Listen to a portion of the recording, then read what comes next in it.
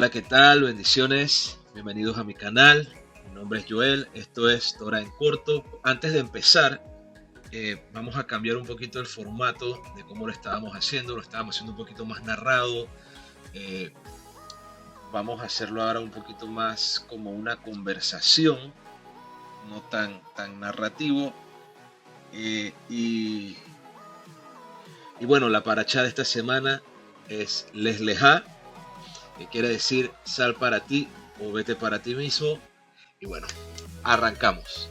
Para allá Les Lejá va desde Génesis capítulo 12 verso 1 hasta el capítulo 17 verso 27. Y es que esto es lo que Dios nos dice: Les Lejá, vete, sal, sal para ti, sal, vete de ti mismo. Que es como tengo apuntado aquí, que dice que es lo que Dios nos dice a cada uno de nosotros a través de sus palabras. Vete, pero no es tanto como irse físicamente, sino más bien como niégate, como que, hey, obsérvate qué es lo quién eres, y cambia eso, cambia esa ruta, cambia esa versión que tienes, ¿verdad? Es como tengo aquí que dice que no solo estaba diciéndole que se fuera del territorio, sino también que abandonara esas costumbres que tenemos. Y es que cuando venimos eh, al Mesías,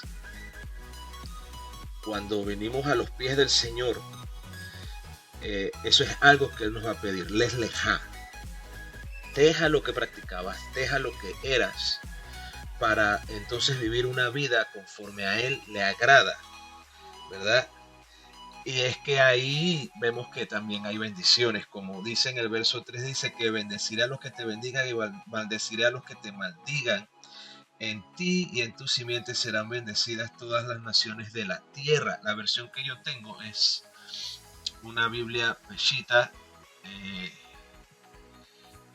traducido de los antiguos manuscritos arameos en español. La verdad me gusta mucho y la recomiendo. eh, pero es que cuando Dios quiere bendecirnos o promete que nos va a bendecir, no es solamente que nos va a dar porque sí, sino que hay ciertas cosas que Él va también a pedir de nosotros. Y por lo menos algo que yo he podido entender leyendo y estudiando esta parashá es que el Señor no nos va a bendecir o no va a bendecir tu vida si no tiene un propósito para que tu vida sea de bendición a otras vidas, tal y como se lo decía aquí a Abraham, que en ti y en tu simiente será bendita todas las naciones de la tierra. Eso quiere decir que cuando Dios nos busca bendecirnos a nosotros, es porque no solamente quiere bendecirnos a nosotros, sino que quiere también que nosotros seamos instrumentos para bendecir a otros. Así como el tema aquí dice que cuando el Señor nos llama a irnos, a salirnos, no solo es en lo externo, sino también en lo interno. ¿Por qué? Porque quiere bendecirnos. Pero para eso Él quiere que nosotros nos salgamos, por decirlo de alguna manera, ¿verdad? Y es que necesitamos nacer de nuevo. Necesitamos nacer de nuevo, porque si no nacemos de nuevo, no podremos entrar al reino de los cielos. Así como el Mesías le dijo a Nicodemo que hay que nacer del agua y del espíritu, ¿verdad? Les lejá, tomar nuestra cruz, negarnos a nosotros y seguir a nuestro Mashiach, seguir los pasos de Él, caminar como Él caminó, justicia, bondad, ¿verdad? Más allá que el ritualismo, más allá que la, eh, ¿cómo decirlo? De una manera por costumbre, no es costumbre, no es algo de que, bueno, porque así se acostumbra a hacerlo acá o esta es nuestra manera de hacerlo, no. Él lo que quiere es que seamos intencionales y que cada día nosotros decidamos, vamos a decirlo de alguna manera, desvivirnos a nosotros para que Él sea el que viva en nosotros. Eh, luego de esto, Abraham va a Egipto, regresa, se separa de Lot, eh, como aparece en el capítulo 13, ¿verdad? Y vemos que Lot se va para las tierras que en teoría eran más fértiles, como tengo que apuntar, que eran más fértiles. Dice que era como el huerto de Dios, como dice Génesis 13:10, dice, y alzó Lot sus ojos y vio toda la tierra del Jordán y que todo el lugar estaba bien irrigado antes de que Sodoma y Gomorra fueran destruidas por Dios. Como el huerto de Dios, como la tierra de Egipto que se encuentra a la entrada de Zoar. O sea que esa tierra era una tierra fértil, era una tierra verde, era una tierra buena para el cultivo, para la ganadería. Y bueno, y hay que recordar que tanto Abraham como Lot eran más que todo ganaderos, ellos criaban ovejas, eran pastores. Así que obviamente Lot, al ver la zona esta circundante a lo que era Sodoma y Gomorra, ver que era una tierra fértil, él dijo, este es el lado perfecto para criar mi ganado. Lastimosamente todos sabemos cómo termina esa historia, y aquí hay una enseñanza tremenda, que no todo lo que en apariencia se ve bien quiere decir que lo es. No todo lo que se ve bien, lo que se ve bonito, lo que se ve bueno, quiere decir que en realidad lo sea, porque hay veces que en la belleza hay perdición, por lo que debemos tener cuidado con lo que vemos, escuchamos y pensamos, porque hay caminos que para el hombre parecen rectos, pero sus caminos son de muerte, como lo dice Proverbios 14, versículo 12. Y vemos que luego de este suceso, luego de que Abraham y Lot se separan, ¿verdad? El Eterno, Elohim, se le aparece a Abraham, ¿verdad? Y dice en el versículo 16 del capítulo 13, dice, yo haré que tu descendencia sea como el polvo de la tierra, porque si tú puedes contar el polvo de la tierra, también tu descendencia podrá ser contada. Levántate, recorre la tierra a lo largo y a lo ancho de ella, porque a ti te la daré. ¿Qué vemos aquí? Que Elohim, el Eterno, le promete a Abraham que su descendencia sería como el polvo de la tierra, que no habría manera de contarla y que le daría la tierra que en ese momento era tierra de Canaán. Y bueno, ahí tenemos el libro de Josué, que vemos cómo se dan todos esos acontecimientos, ¿verdad? Más adelante podemos encontrar, aunque tengo apuntado, tengo mis apuntes aquí, dice, más adelante podemos encontrar que ocurre justamente una guerra, sí, capítulo 14, dice que en los días de Amrafel, rey de Sinar, Arioc, rey de Elazar, Kedarlaomer, rey de Elam, y Tidal, rey de los Gilaitas, se levantan entonces el rey de Sodoma, el rey de Gomorra, el rey de Atma, ¿verdad? Y se reúnen todos estos reyes debido a que ellos habían servido a Kedarlaomer por 12 años y que en el año 13 entonces se rebelan. Un año después, entonces Kedarlaomer les declara la guerra. Y luego de ahí, entonces salen el rey de Sodoma, de Gomorra y todos estos reyes van al valle de Sidín y van en contra entonces de Kedarlaomer. Ellos pierden, según está en el relato, ellos pierden, cayeron ahí, huyeron hacia el monte, los que sobrevivieron, ellos tuvieron que escapar. Y entonces Kedarlaomer toma todos los bienes, tanto de Sodoma como de Gomorra, pero no solamente eso, sino que también se lleva a Lot. Pero, en teoría, Lot había escogido la mejor tierra.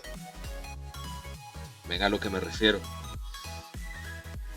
No siempre lo que parece ser bueno lo es. Porque puede llevarnos a un secuestro, que es lo que pasó aquí. A que puede costarte tu libertad ir tras lo que parece bonito. ¿Okay? Luego de esto vemos que Abraham interviene cuando a él le avisan lo que pasa. Él estaba en Mamre. Él estaba en Mamre cuando entonces llega y le comentan lo que había ocurrido.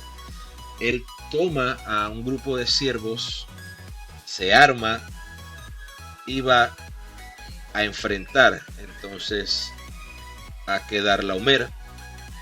Dice aquí el versículo 14 del capítulo 14 que se armó junto con 318 jóvenes nacidos en su casa y los persiguieron hasta Dan. Y que por la noche, distribuyéndose él y sus siervos para ir contra ellos, los atacaron y los persiguieron hasta Joba, que se encuentra a la izquierda de Damasco. Y así recuperó todos los bienes también a su sobrino Lot, con sus bienes también a las mujeres y a la gente. Entonces vemos cómo ahí el Señor interviene, pone su mano y le da la victoria a Abraham, porque vamos, no eran ni 500 personas y pudieron contra todo un ejército. Pero lo tremendo no es esto, lo tremendo es lo que viene. Lo tremendo es lo que viene. Luego de esto, dice que él se encuentra con Melquisedec, rey de Salem, que era sacerdote del Dios Altísimo, de El Elión, de El Shaddai, ¿verdad? El Todopoderoso. Y este bendice a Abraham, luego de que saca pan y vino. Él bendice a Abraham y dice: bendito es Abraham del Dios Altísimo, poseedor de los cielos y de la tierra, y bendito es el Dios Altísimo que ha entregado a sus enemigos en tus manos. Cuando el Eterno, el Todopoderoso, el Altísimo te bendice, nada, absolutamente nada puede revocar esa bendición. Por eso fue que Abraham rechaza la oferta del rey de Sodoma, que vemos más adelante, que le dice: entrégame las personas y toma para ti los bienes. Y Abraham le dice: no, de ninguna cosa tuya tomaré ni un hilo ni una correa de sandalia, para que no vayas a decir: yo enriquecí a Abraham. ¿Por qué? Porque la riqueza que tuvo Abraham fue porque el Eterno así lo quiso, fue porque Dios así lo quiso, fue porque él le plació bendecir a Abraham. Y no solamente en ese momento, y no solamente de una manera, porque Abraham fue y sigue siendo bendito de muchas maneras. Luego, en el capítulo 15, vemos que Abraham le dice al Señor: ¿qué me darás, puesto que no tengo hijo y mi heredero es Eliezer de Damasco, mi mayordomo? Que le dijo: he aquí no me has concedido hijo, y he aquí que mi heredero es mi mayordomo. Pero el Eterno le dice: este no será tu heredero, sino que tu hijo te saldrá de tus lomos, él será tu heredero. Y aquí podemos ver que entonces el Señor le dice a Abraham: hey, te voy a dar un hijo. Y bueno, y aquí entonces, luego de esa promesa, vemos que el Eterno le dice que tomara un becerro de 3 años, un carnero de 3 años, una cabra de 3 años y una tórtola y un pichón. Entonces él los tomó todos, los parte a la mitad en partes iguales y lo coloca una parte frente a la otra, pero las aves no las partió. Cuando descendían las aves de rapiña sobre los cuerpos, entonces Abraham las ahuyentaba, ¿no? Entonces dice que cuando anochece, cuando se pone el sol, a Abraham cae un sueño sobre Abraham y tuvo miedo y gran oscuridad. Entonces el Eterno, él le dijo a Abraham: ten por seguro que tus descendientes serán peregrinos en una tierra que no será tuya, en la cual servirán y serán oprimidos durante 400 años. Pero yo también voy a juzgar a la nación a la cual servirán, pero luego saldrán de allí con muchas posesiones. El Señor le está revelando a Abraham por sueños lo que va a ocurrir con su descendencia. Él le está mostrando a Abraham lo que va a pasar con la generación que va a salir de él, con sus descendientes, con sus herederos. Amén. Y bueno, posterior a esto, el Eterno establece un pacto con Abraham, y aquí es donde le dice entonces que su descendencia tomará la tierra desde el río de Egipto hasta el río grande, el río Éufrates. Toda esa zona es lo que él le promete a Abraham. Le dice: toda esta zona será de tus descendientes, de tu linaje. Entonces, luego de esto, en el capítulo 16, vemos que Sarai, la esposa de Abraham, le dice, ya que ella no puede tener hijos, le dice: hey, toma a Agar, mi sierva, y que entonces Agar le daría hijos a Abraham como si fueran de ella.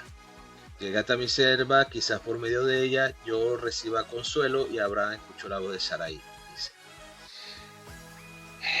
cuando Agar queda embarazada, en Génesis 16:4, dice que habiéndose él llegado a Agar, ella concibió, y al ver que ella había concebido, veía con menosprecio a su ama.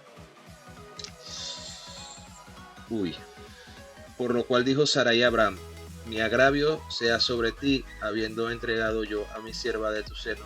Cuando ella se enteró de que había concebido, me miró con menosprecio. Juzgue el Eterno entre tú y yo. Vemos que después de esto, Abraham le dice a Sarai que hiciera con ella como le pareciera, y ella, en su dureza, ella empieza más bien a tratar con dureza a Agar, haciendo que ésta huya de la presencia de su amo.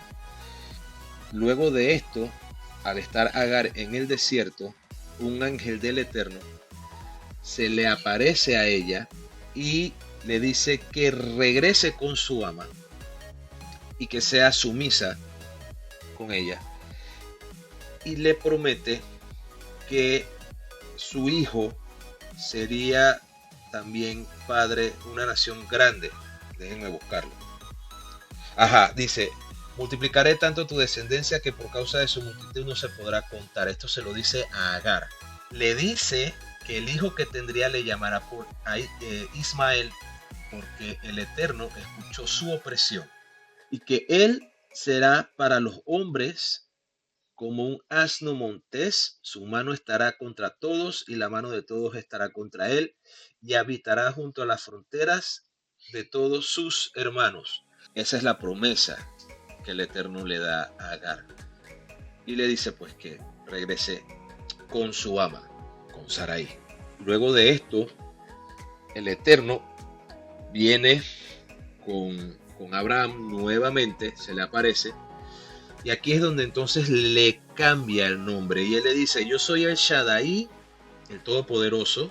Le dice: sé agradable ante mí e irreprensible, y estableceré mi pacto entre tú y yo, y en gran manera te multiplicaré. Esto se lo está diciendo el Eterno a Abraham.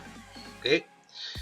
Luego de esto, ¿verdad? Él le dice que establece su pacto, y que ya su nombre no sería Abraham, sino que sería Abraham, que significa padre de naciones.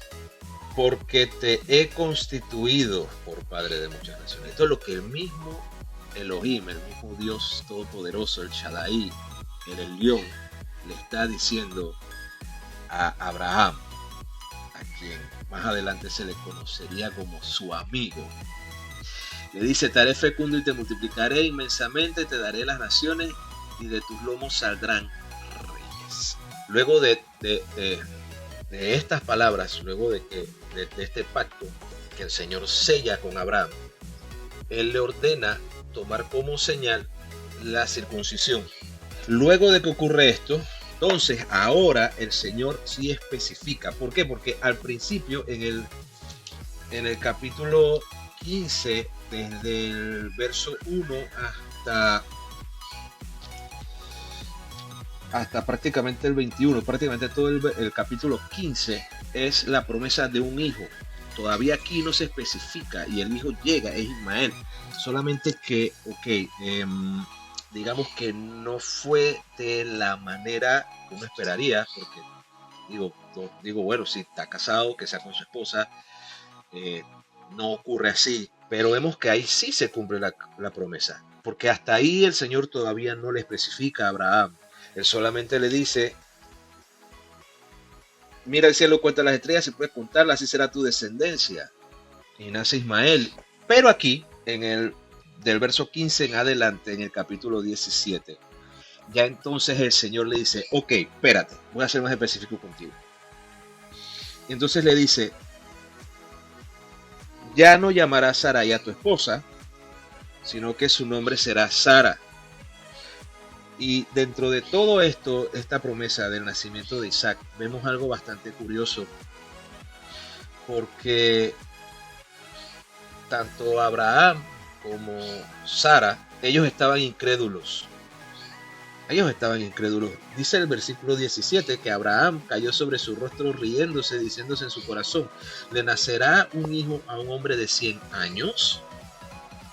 ¿O dará a luz Sara una mujer de 90 años? Dice que luego Abraham le dijo a Dios: ojalá que Ismael viva en tu presencia.